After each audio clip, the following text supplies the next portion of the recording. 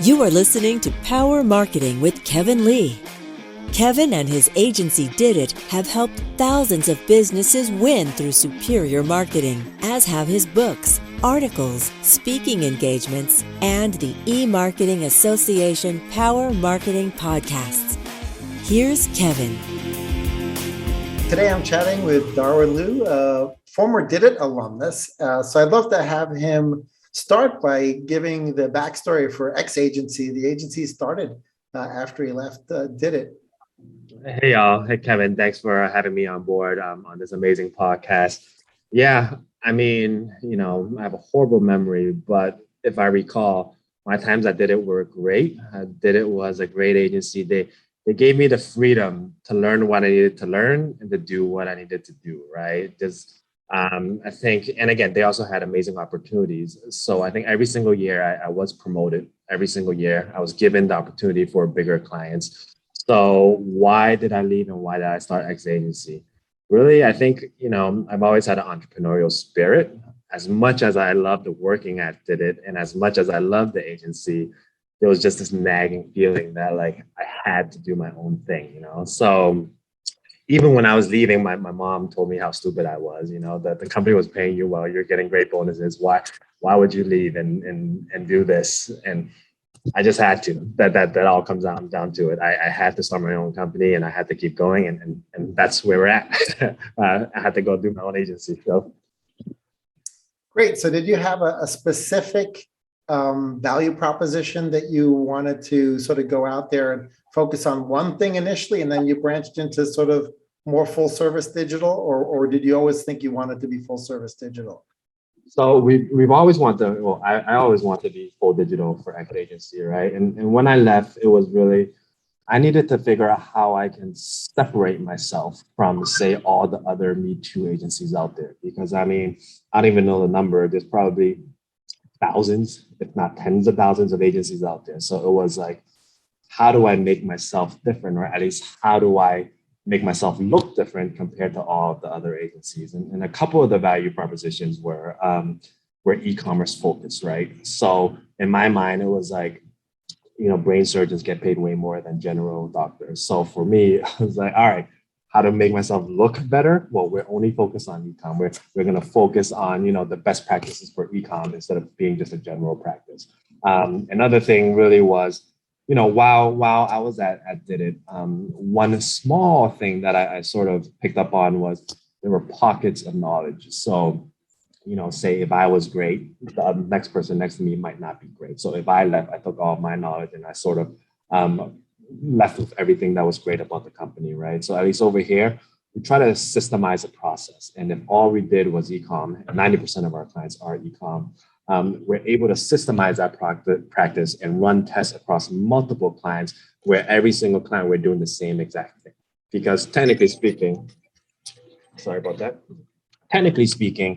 everyone thinks that it's categorical expertise that makes you great, right? That you're great at selling pens or you're great at banking or you're great at whatever. The truth of the matter is, if if 70% of marketing is really running the correct marketing mix or running the correct marketing program with the correct marketing settings. And if we can systemize that across the board, we're able to implement that across every single client, get great results, and just rinse and repeat.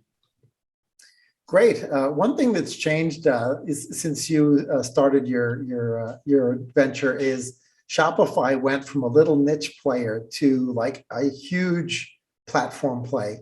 Do you find that like nearly all of your clients are Shopify, or is it a real mix of like Magento, Shopify, big commerce? It is a mix.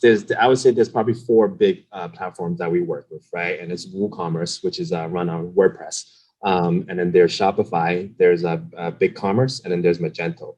Shopify, for the most part, the great thing about Shopify is the ease of entry. So anyone can make a store within a week and sell something online. That's how they exploded, right? They took the Planet Fitness model and hit every general population versus say something like Magento, which it's hard to get into unless you had 100K in development costs monthly. Like there's no way you're getting into it. So we do have a mix. Our general client, I would say, 50% of them are on Shopify, but the other 50 are on the larger platforms. And why? Just because Shopify is limited. It's a closed system. So everything that you need in terms of customization is limited to what they have for their apps. It's limited to what their platform allows, which is why, the bigger companies we have normally, if they're over 100 million in revenue, they're either on a BigCommerce or Magento or their own custom platform where they can actually easily customize things. Right, right. So one of the things that, our early on conversations when they come on board as a Did It client is sort of this idea of budget allocation, right? Both within paid media and then across earned media, which would include like SEO, digital PR, content marketing, et cetera. Have you systematized that as well? And do you have sort of some general advice that you give to clients if they come on with that question, or do they usually sort of already have that locked in by the time they reach you? So, and I think any agency or owner or director, marketing level director will understand this. And it's for us, our recommendation always is we don't try to set a set budget per channel. We try to run it ROI based or ROAS based. So if it returns money at acceptable ROAS and it's profitable for you, we try to get them to do this, right? But as we all know, that doesn't always work for larger companies because as it comes up from the top down, it always ends up happening where they need their set budgets, and this is for accounting and this is for finance. So it never really works that way. And for us, it's like, all right, well, what's option number 2, right? Well, in general, from what we've seen, SEO is somewhere around, say, 15-20% of traffic. Email marketing is somewhere around 10% traffic. Direct somewhere around 25-30, and then social paid SEM takes over the rest, right? So we'll take a look at GA and we'll say, hey, your traffic and paid is severely low compared to everything else that we've seen. So maybe we should put some more budget there. So that's plan B. So in summary, plan A is don't put a budget to anything, run a ROAS base. Plan B is to sort of look at what the average traffic should be, and then we'll recommend a budget there. Great. Well, email is obviously a big foundational element of pretty much any retailer continuing to communicate with their customers. It's usually less of an acquisition model and more of a retention model, and trying to squeeze every share of wallet that you can out of your customers so that they don't buy stuff from competitors. And almost every year, I think for the last 10 years, people have pontificated like email is dead, right? And yet email is not dead, but there are some other newer push notifications type elements of push marketing that are out there. So, what's your thinking? Is email going to be around forever? Do you think other forms of push and app marketing are going to take its place? Email's here to stay, at least for the long haul. I don't see it disappearing within the next 10 years, right? I think people are just looking for the buzzwords and they're always looking for the next shiny object. But man, email is one of our biggest drivers. Like it's any company without that email piece, they're missing a ton of revenue. It's not even, I don't even call this retention, right? It's definitely for retention, but in an e-commerce cycle, when someone's doing a search, they don't buy right away. There's just so many competitors out there, and in the marketing, there's a law of 3. So someone needs to see your ad 3 times. So at the minimum, right, on average. So for people who are trying to sell something, if they don't have that email and they clicked on an ad and they never see your stuff again because they didn't subscribe to anything, you just lost that money, and they're going to go shop somewhere else. So email is 100% still here. It's required, and it's part of the strategy. And don't just hop on the next TikTok or whatever it is just because it's the new shiny object / buzzword, right? Absolutely. Well, it's interesting you mentioned TikTok because my next question was going to be about social media and social media advertising.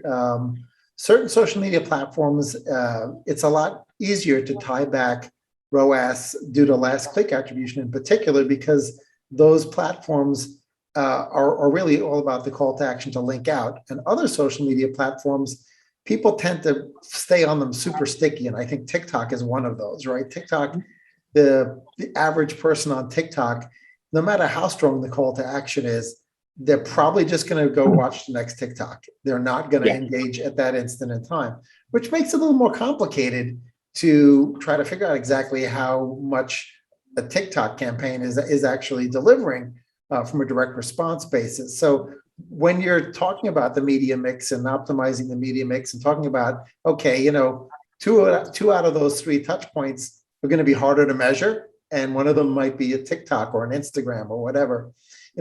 How do you talk that through with your clients so they understand, we're not always going to have last click attribution?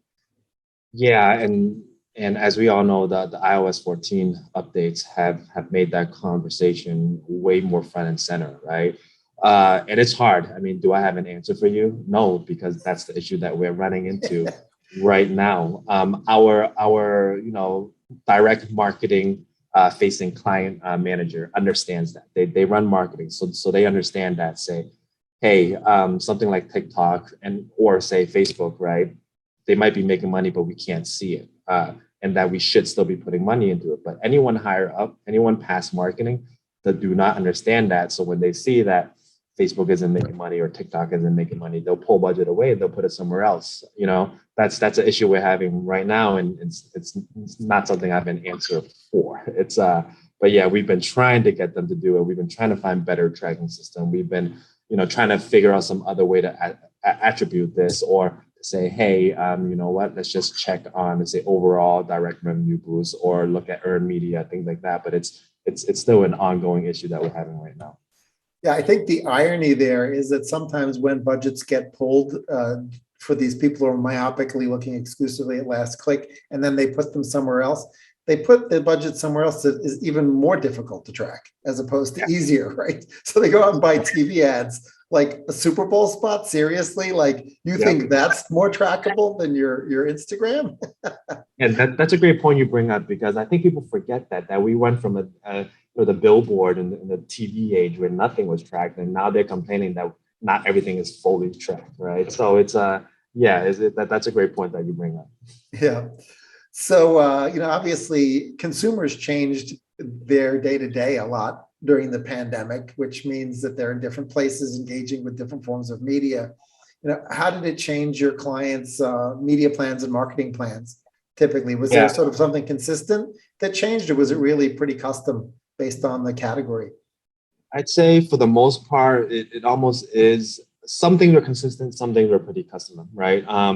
So a couple of examples for you would be, we've seen competition go up across the board, and it's because people are searching more online compared to people who are, walk into the stores. We've seen connected TV. So, we run a lot of smart shopping, and we're able to see where people check out and view for their channels, right? And we've seen YouTube increase, and we're not running video ads, by the way. So we've seen YouTube visitors increase significantly during this entire time. So people are, watching online TV more nowadays, and maybe connected TV is something that we should look more into, or putting more budget to, or focusing more, right?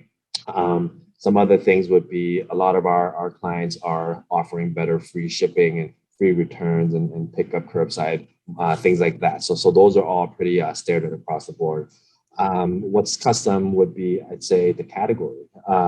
Some of our clients are able to still get products quickly, or they've had a bunch of products sitting around with the supply chain crisis, right? While others couldn't get a single thing for 6 months. So they're left with nothing that they could sell, and they've been hurting through that. So yeah, there's definitely a lot of things going on, and with 2022 coming, there's definitely even more things coming on, right? Job issues where supply chain is going to be hurt even more, vaccine things and things like that, and the inflation. So it's I think 2022 is an even harder year to predict anything that's going to happen, because there's just so many things coming from all directions. So I don't even know at this point what's going to happen. But one thing is for sure is that people's shopping behavior have definitely changed. They're using online more. Their time online, whether it's their app, their phone, or a website, is way more compared to pre-COVID. So that's something to think about as a client and sort of as an agency. So certainly a lot of the changes that have happened are going to be next year, with social media platforms rolling out new ad units, rolling out potentially new ways of buying ads, dealing with the fact that we're losing some targeting capabilities due to the changes in iOS. So is there anything coming down the pike that you're excited about, either new ad units or new platforms, or platforms that are underinvested, or ad units that marketers are missing, they're like not using that they should be? Yeah. So, at least at X agency, right?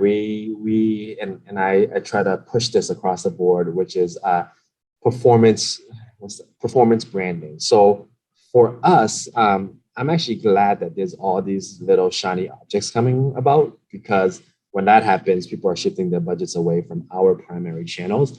Uh, I'm actually excited about the fact that that we are having tracking issues, and people are shying away from, say, the standard marketing mix, which would be a paid social, which would be paid Facebook, paid Instagram, SEM, email, and SEO, right? So when there's more shiny objects coming, they tend to shift their focus away from the current marketing mix, which I do really love. And I do think that the majority of advertisers or people who sell things online aren't utilizing them to the max. Google and Facebook are always releasing new products, new ways to market, new machine learning, new things that we can add on to it. And there is a huge chunk that people are actually not using on these platforms itself, and moving towards something like TikTok. So that is what I'm excited about, that we're able to run our core strategy even more with more people leaving. So final question, one area that's a little bit like the Wild West at the moment has been the influencer marketing channel. And, the different ways in which you can structure influencer marketing deals, pure fixed fee, hybrid performance and fixed fee, or potentially now with some of the platforms rolling out changes and essentially building affiliate tracking into the platforms, potentially pure performance as well. With the influencer marketing. So have you been experimenting in that category? And have you had any interesting success stories or warnings of like what not to do? Yeah. So I actually like to call the new, influencer model, what's the word? I had a term for it, affiliate ambassadors, right? People think that there's a difference between affiliate marketing and influencer marketing. I think the only difference is how we pay people, right? From what we've seen, the only companies who should be paying these influencers a fixed fee to post about them are the large guys who have so much money to just go out there for branding. Something like a Coca-Cola. These guys can cost anywhere from $5,000 to $30,000 a post, right? And people think that that's the way to go. For a lot of the mid to price level companies, a lot of the companies that we work with, we try to tell them to shy away from that, right? They should actually go back to affiliate marketing, which is actually, taking these influencers and paying them pay for performance. So we're giving them a percent. They'll do their posts and then they'll make a percentage off it, right? This gives them more incentive to keep doing it, and this makes it so that you're actually making money off these posts. And there's a bunch of platforms for them. So we use Reversion, and we've been sort of testing this model where we're grabbing these influencers and we call them micro influencers. So we're not using the guys with 100K followers. We're taking guys who are starting out in the influencer marketing space in whatever category it is, reaching out to them, getting them in our platform, and then really just using that micro influencer army to talk about the products and get them going. So what I would warn against is, if you're not a Nike or Coca-Cola, usually paying $5,000 for a post will not make you the ROAS back. I'd be happy if you actually made $5,000 back from that post, right? I would actually go for a self-managed platform, if anything. There's a bunch out there. Reversion's a big one that I can think of. And then just, run your own program where you're paying them a percent to actually do stuff for you. So going back to the old affiliate marketing model. Great. Well, that's great advice.